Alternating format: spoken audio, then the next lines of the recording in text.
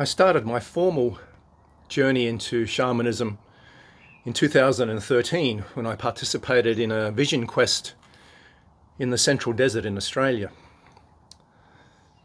That was the first time I encountered any sort of formal tradition and was introduced to the Australian dreaming wheel, the mythology behind the tradition of the Spirit of the Earth Medicine Society, the totems and the symbols that they use to communicate with spirit, with our subconscious, with our heart and our soul.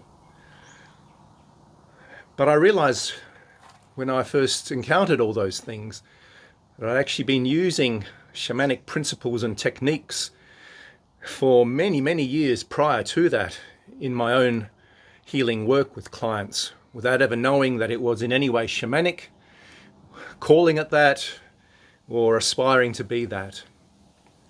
Authentic shamanic work in this day and age, there's two things that are absolutely essential. That's one is that the land in which you are in right now will inform us, and it is that which speaks to us. Not a land somewhere else that is not our own, but this one we're in right now. And the second aspect that guides us and informs us and holds us to account is the place where our ancestral roots are, where the blood and bone of our ancestors lie. And that will also speak through us. And when those two things are aligned, they don't have to be the same place because they're not in my case. I was born and bred here in Australia, but my ancestral roots and all my ancestors are from Estonia, on the other side of the world. But those two things can come into alignment.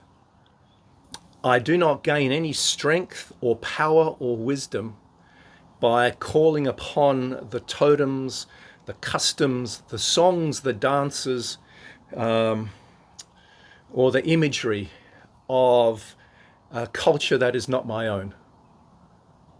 I can wear their traditional garb, I can use their words and songs, but it doesn't strengthen me. In fact, it dilutes who I am and what I have to offer.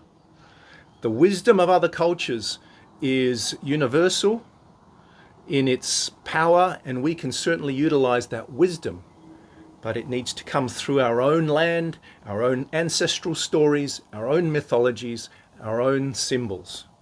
Otherwise, the potency is lost. So again, if you're looking for someone who does shamanic work, ask them, have a look at where they come from, where does their message come from, and is that aligned with who they are?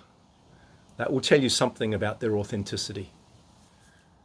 There are many people here who call themselves a shaman.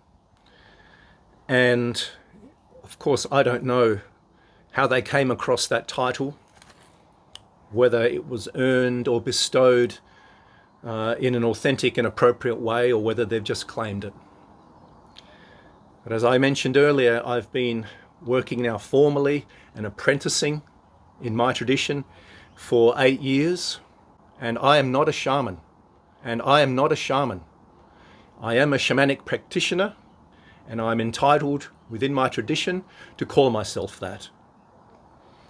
If the elders in my tradition at some stage consider me eligible to undergo the initiation to become a shaman within our tradition, then I would be honored to go through that ceremony.